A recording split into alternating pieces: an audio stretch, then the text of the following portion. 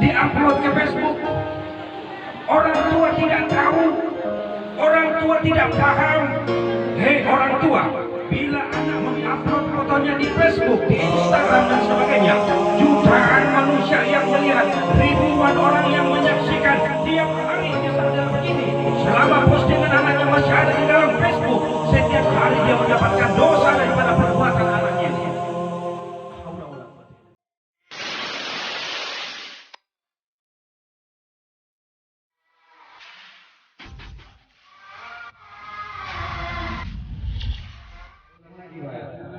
Assalamualaikum warahmatullahi wabarakatuh. Sahabat beriman, dukung channel ini dengan menekan tombol subscribe karena subscribe ini gratis.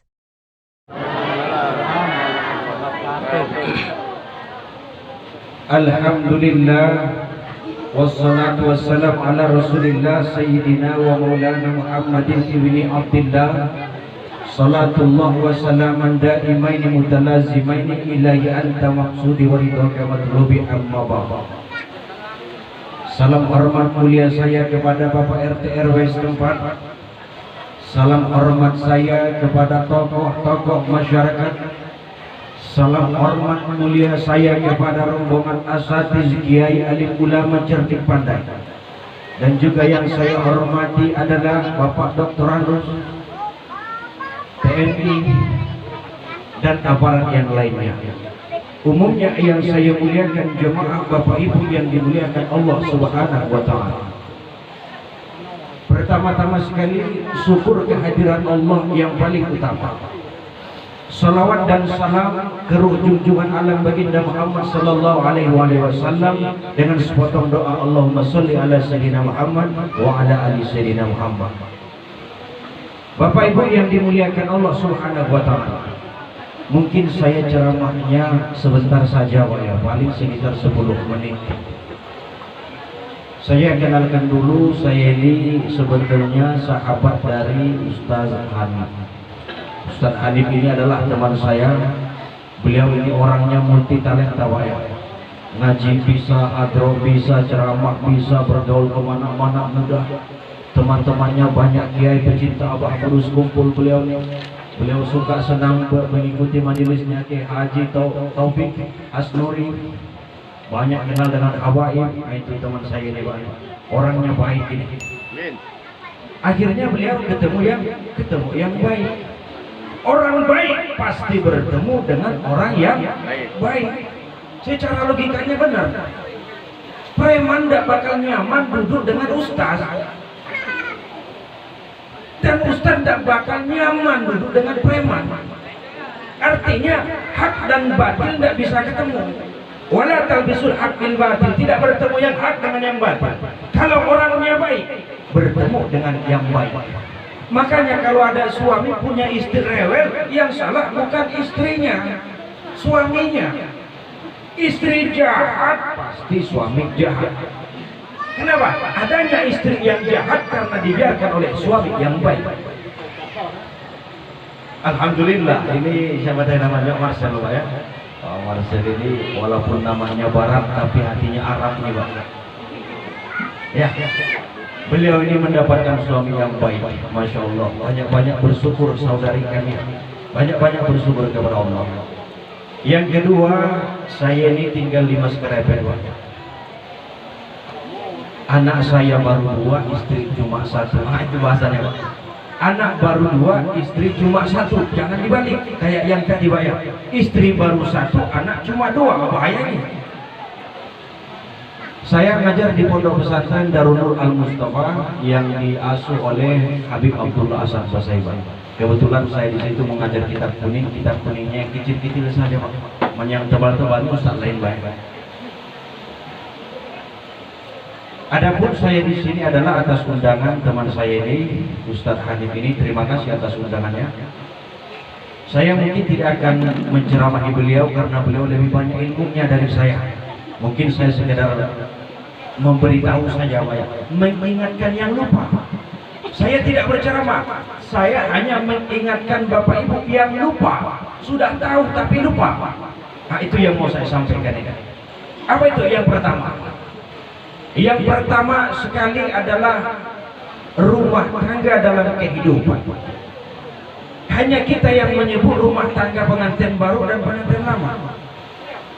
Kalau dalam pandangan Allah Subhanahu wa taala, rumah tangga adalah satu jalan menuju surganya Allah. Apakah hanya itu saja? Tidak. Sekaligus rumah tangga adalah jalan menuju neraka. Rumah tangga jalan menuju surga, sekaligus rumah tangga jalan menuju neraka. Kenapa bisa demikian? Kalau suami yang memimpin rumah tangga bisa mengarahkan istri ke jalan Allah, surga balasannya. Sebaliknya, kalau suami tak acuh terhadap perbuatan istrinya, suami masa bodoh atas sikap dan penampilan istrinya, ingat, ujung jalan rumah tanggamu adalah neraka yang menanti. Banyak kita lihat Pak sekarang, seorang istri keluar rumah memakai pakaian yang seksi tapi ketat, disebut berpakaian tapi lekuk tubuhnya itu kelihatan. Disebut dia memakai jilbab tapi bentuk tubuhnya itu sangat jelas. Berpakaian tapi telanjang, kata Nabi. Jemaah yang dimuliakan Allah Subhanahu wa taala, itu yang pertama. Jadi harus kita ingat, selain istri apalagi? Anak. Apalagi anak-anak zaman sekarang, Pak. Anak-anak milenial. Seorang anak berpose selfie, tahu gak selfie Pak ya? Selfie dia. Pakaiannya ini bagus, mahal, ratusan ribu barangkali. Selfie dia. Di-upload ke Facebook. Orang tua tidak tahu, orang tua tidak paham. Hei orang tua, bila anakmu yang seperti demikian mengupload fotonya di Facebook, di Instagram dan sebagainya, jutaan manusia yang melihat, ribuan orang yang menyaksikan, tiap hari disaksikan orang lain. Orang tua yang model begini, selama postingan anaknya masih ada di dalam Facebook, setiap hari dia mendapatkan dosa daripada perbuatan anaknya ini. Haula wala quwwata illa billah. Orang tuanya sholat jalan terus, baca Quran jalan terus, bersedekah jalan terus, tapi setiap hari orang tuanya dapat dosa. Setiap hari orang tuanya menerima dosa dari perbuatan anaknya. Kenapa orang tua tidak acuh kepada anaknya, tidak peduli kepada anaknya, masa bodoh dengan anaknya, pakaiannya apa saja boleh. Orang tua yang seperti ini tidak akan dimuliakan Allah Subhanahu wa taala. Bapak Ibu yang dimuliakan Allah Subhanahu wa taala. Makanya saya berkata, pernikahan ini awal kebahagiaan sekaligus awal kehancuran. Itu baru dari sudut pandang anak pakaian. Bagaimana sudut pandang yang lain lagi? Masih banyak sekali. Oleh karena itu Bapak Ibu yang dimuliakan Allah Subhanahu wa taala, mari kita jaga keluarga kita. Yang pertama zaman sekarang ini adalah pakaian. Kita sekarang sudah berada di ujung zaman. Di ujung zaman kita nih Pak. Ada kata Nabi, akan datang suatu masa kepada umatku di mana perzinahan akan terjadi di muka umum dan orang tuanya merasa malu melihat anaknya. Maksudnya begini, ada orang berzina di depan, ketahuan orang tuanya, astagfirullah, maaf, ibu mengganggu katanya. Akan datang masa ini Pak. Sekarang lihat, kalau anak main telepon jam 10 malam, diketuk sama orang tuanya pintu, nak ngapain? Bu, ini saya lagi nelpon ini, ibu ngapa sih ganggu-ganggu saya? Ibunya yang merasa bersalah. Jadi kita sudah ada di gejala akhir zaman. Anak-anak muda, pemuda-pemudi kita hafal ayat Quran, mengerti agama tapi tidak menjaga nilai-nilai agama, yang sangat berbahaya. Jemaah yang dimuliakan Allah Subhanahu wa taala. Tapi kalau dengan saudara saya ini Ustaz Hanif, saya yakin beliau sangat jago dalam hal itu ya. Itu di luar rumah. Terakhir yang ingin saya sampaikan adalah dalam rumah. Kalau keluar rumah sudah tahu kita ya. Di dalam rumah, ar-rijalu qawwamuna 'alan nisa, lelaki itu adalah pemimpin atas perempuan. Nih ibu-ibu, dengar ibu nih. Laki-laki pemimpin atas perempuan. Kalau perempuan masuk ke dalam surga, suaminya masuk ke dalam neraka, tidak ada masalah, Pak. Umpamanya istri kita masuk dalam surga, kita suami masuk ke dalam neraka, tidak masalah. Yang jadi masalah adalah suami masuk surga, istri masuk neraka. Ini jadi masalah. Kita tafsirkan, laki-laki pemimpin atas wanita. Kalau suami masuk surga, istri masuk neraka, tidak aja, tidak bisa, kata orang Palembang. Kenapa?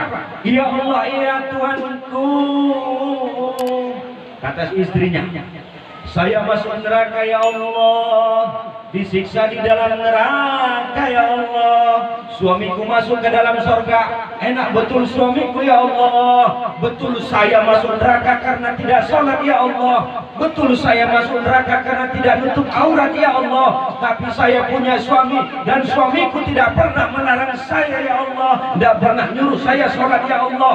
Kalau yang lebih berhak masuk neraka adalah suamiku ya Allah. Betul saya tidak puasa, kata istri. Betul saya tidak menutup aurat, tapi kan suami saya diam-diam saja ya Allah. Harusnya dia dong yang lebih wajib masuk neraka. Benar demikian? Benar ya Allah. Ini suaminya ini ahli agama, Quran, tahfiz, ke Mekah 3 kali, sedekah tiap hari, kalau Jumat dia yang khutbah. Betulkah begitu? Betul ya Allah. Turun. Ia malaikat Ridwan tendang keluar orang itu dari surga. Ditendang keluar oleh malaikat Ridwan dari surga. Ia Malik, ikan lehernya seret ke dalam neraka. Ini orang sudah saya beri umurnya 60 tahun, tapi tidak bisa mendidik satu orang istri saja, tidak bisa mendidik satu anak saja. Kurang ajar ini hambaku. Masukkan ke dalam neraka malaikat Malik. Dimasukkan ke dalam neraka suami yang alim tadi, Pak, yang tiap hari sedekah itu. Masuk ke dalam neraka. Masya Allah, besar sekali pengaruh rumah tangga. Rumah tangga bukan hanya membahas soal ekonomi, bukan itu tujuan kita. Luqmanul Hakim berkata kepada anaknya, "Nak, kalau bapak mati, nanti kamu nyembah apa, nak? Kalau bapak mati, kamu nyembah apa, nak?" Orang tua yang memikirkan agama anaknya. Kalau kita sekarang tidak, Pak. Nak, kalau bapak mati kamu makan apa, nak? Kalau bapak mati bagaimana hidupmu, nak? Kerja di mana, nak? Siapa yang ngurusmu, nak? Tidak ada orang tua yang mikirkan bagaimana nasib spiritual anaknya. Akhirnya orang tua sibuk membuat anaknya kuliah. Insya Allah. Tidak banyak orang tua yang membuat anaknya belajar Iqra. Tidak banyak orang tua yang mau mengeluarkan duitnya agar anaknya mampu memahami agama. Tapi kita berani mengeluarkan jutaan rupiah, 4 juta setiap 6 bulan sekali. Tapi tidak ada orang tua yang berani mengeluarkan duit agar anaknya bisa istinja, bisa wudhu, bisa sholat, bisa menyolatkan orang tuanya kalau mati. Tidak banyak orang tua. Saya yakin Ustadz Hanif ini akan adil kepada anak-anaknya kelak. Saya yakin Ustadz Hanif ini lebih memperhatikan agama ketimbang yang lain. Kita butuh ilmu yang lain, Pak. Lihat Pak, B.J. Habibie. B.J. Habibie itu kurang apa lagi, Pak? Dunia mengakuinya, belum banding dengan kita. Apa perkataan Habibie terakhir sebelum meninggal? Saya menyesal sekali. Tidak ada ilmu pengetahuan yang lebih tinggi daripada pemahaman Allah, pemahaman tentang Allah. Saya bisa buat pesawat itu tidak bisa membuat saya bangga, kata Habibie. Habibie itu orang pintar. Dia mengaku bahwa pengetahuan agama lah yang lebih penting di samping pengetahuan yang lain. Makan, Pak. Minum tidak bisa membuat kenyang. Kalaupun kenyang ada waktunya, beberapa jam saja. Jadi kita tahu, Pak, ya, mana perbandingan ilmu agama dengan ilmu pengetahuan yang lain. Jemaah yang dimuliakan Allah Subhanahu wa taala. Yang terakhir adalah saya sampaikan kepada pengantin lama dan pengantin baru, idza da'a ar-rajulu imra'atihi ila firashihi famtanahan Fa'ambata zawju ghadbani fal anatul malaikatu hatta tusbih. Bila seorang suami mengajak istrinya untuk tidur, tidur nih Pak. Kalau suami ngajak istrinya tidur satu bantal dua kepala, famtanahat, istrinya menolak. Anda mas, malas saya mas, capek seharian ngurus anak, seharian saya nyuci bersihkan rumah, capek saya mas. Famtanahat, fa'ambata zawju ghadbani, lalu timbullah di hati suaminya rasa sedih. Oh ya Allah, lah 2 minggu setiap malam Jumat cuma baca Yasin baik, kata suami. Ini Jumat ketiga, ini malam Jumat ketiga masih disuruh baca Yasin juga. Sedihlah hati suami. Fal anatul malaikatu hatta tusbih. Malaikat melaknat si istri yang menolak ajakan suaminya. Malaikat berkata, ya Allah kurang ajar perempuan ini, ya Allah matikan perempuan ini, ya Allah berikan dosa kepada perempuan ini. Sampai subuh malaikat melaknat istri yang menolak ajakan suaminya. Ustaz, umur saya sudah 45 tahun, kan tidak mungkinlah macam demikian. Orang yang umur 40 tahun nafsunya masih hidup. Dulu saya pernah ketemu orang yang stroke Pak ya. Ngomongnya separuh badannya ini tidak bisa bergerak Pak. Suaminya ngadu kepada saya, panggil dulu Ustaz Putra dulu. Saya dipanggil, Ustaz saya ini pening, istri saya tidak mau lagi melayani saya.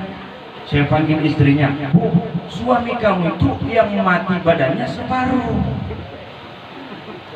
yang itu tidak mati Bu. Saya bilang, tidak boleh macam itu, dosa kamu. Rupanya laki-laki begitu Pak. Kalau kita laki-laki Pak, benar Pak ya. Mungkin ada Pak dokter di sini. 1 minggu laki-laki tidak bersentuhan dengan suaminya, ini kepala rasanya pusing Pak ya. Bisa rontok rambut kita nih Pak. Jangankan kita Pak, Nabi Adam saja tidak kuat. Ya Allah, tidak kuat saya di surga, beri saya istri, pasangan ya Allah. Dimintalah Hawa. Kesalahan Adam dengan istrinya adalah Hawa tidak bermusyawarah dengan Adam. Makanya Nabi Adam berkata, hei anak-anakku, ajaklah keluargamu musyawarah, sebab saya bapak kakek moyangmu keluar dari surga sebabnya satu, tidak musyawarah dengan ibumu. Ibumu main jelonong baik, ambil buah kulit. Jadi istri jangan suka nyelonong. Kalau jadi istri ngasih uang kepada orang tuanya, kasih tahu suami. Kalau suami ngasih uang kepada orang tuanya, kasih tahu istri. Musyawarah dia. Yang ingin saya garis bawahi adalah catatan pentingnya, rumah tangga bisa menghantarkan kita ke surga, rumah tangga juga bisa menghantarkan kita ke neraka. Tergantung kita berdiri di jalan mana, jalan neraka atau jalan surga. Mungkin ini saja yang dapat saya sampaikan, kurang lebihnya saya mohon maaf. Terima kasih atas pendengaran, mohon maaf atas kesalahan. Assalamualaikum warahmatullahi wabarakatuh.